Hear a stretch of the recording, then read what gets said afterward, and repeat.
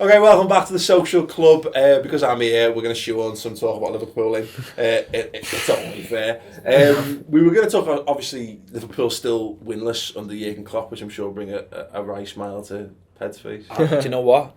I'm not bothered. Honestly, I'm just not bothered. He's an atypical blue. I'm just not bothered. I think you're no threat to us. We're above using the table, aren't we? I don't look at the table. Don't look at the table till January. Yeah. So I think the most important, I guess, story leading out the weekend and up to next weekend, we've already discussed about the perilous situation of Jose Mourinho. There exists the potential that Liverpool could be the ones to put the final nail in Mourinho's coffin. What do you reckon? Now, it'd be a nice narrative with the sort of Liverpool-Chelsea rivalry over the years, but I sat in a pub yesterday watching all the games, and by the end of the Liverpool game, I was gone. I was bored. So I can't help but feel the support act that was on before it. Really it did everyone up on Super Sunday. Yeah, it was a bit of the whole. You had the time with derby, which was just as fun as it always is. Then, the Manchester derby was.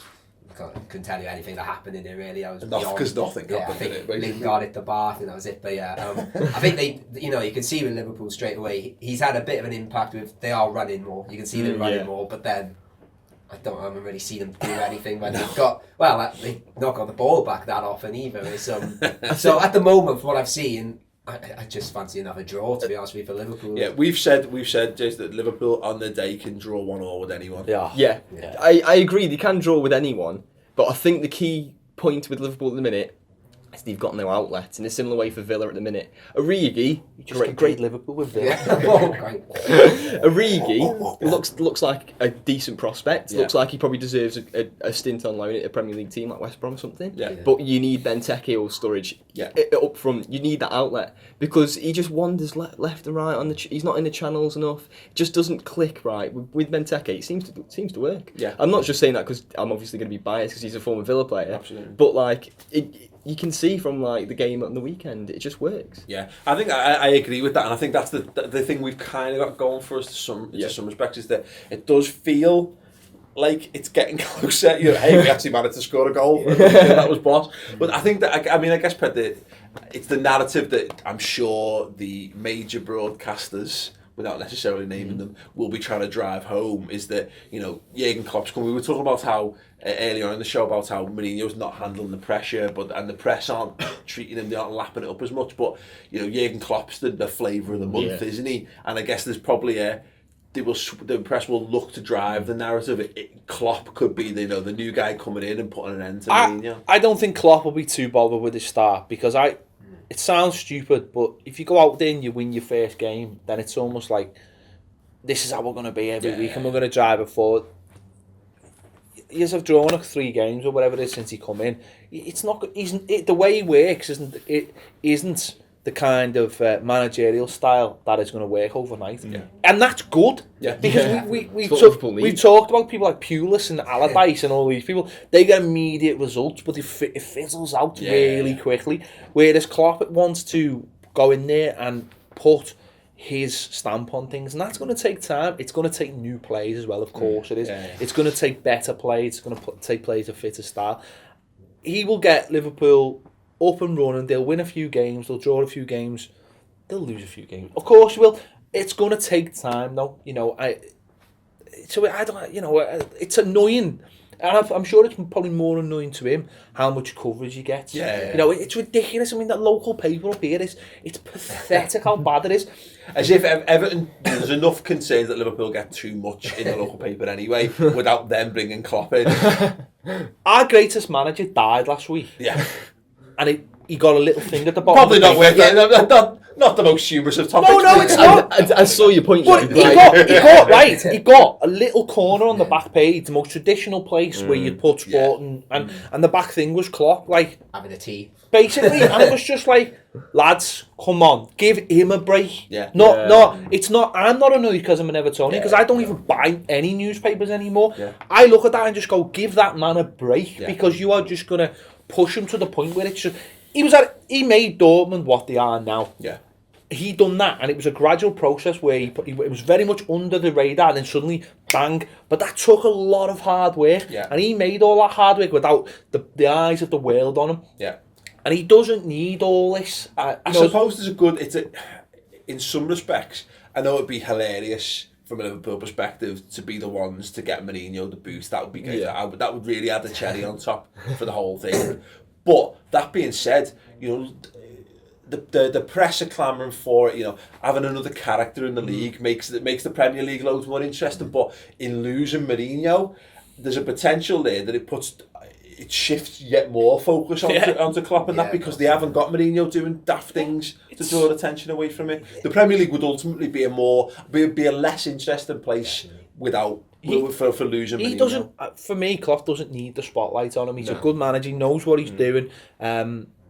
He's come from a place. I mean, we've heard all the stories about taking his players to the pubs and pouring drinks over Christmas with fans like that. Number one, he couldn't do that anyway here because there's no winter break, but the press wouldn't even allow it. You wake up the next morning. What a game! The press. It's a Brian Clough approach. The press wouldn't let him get away with that here because they'd want to be there, and Sky would want a camera on him and all this kind of. And it would where he's come from. It was an event that becomes mythical because it goes under the radar, and that's what it felt like at Dortmund, and that's how he created this order around him. Yeah. If the press just keep doing what they're doing, he's never going to be allowed to become this. Yeah. Oh, that's right. The worst thing about it is that, look, because obviously on Redmen we've had to cover it. We had a great first week and we covered every possible angle of it. But after that, I was like, I just want the footy to happen now. And yet, like, every paper, the Liverpool Echo have been pathetic over awful. it. The club have been pathetic over it. The sponsor boards around the game at the weekend had Nivea, cream of the Klopp, and it had LFC TV. Get a picture of him, get closer to Klopp on our website, and it's like, get closer to Liverpool, get closer to the team, get closer to the players.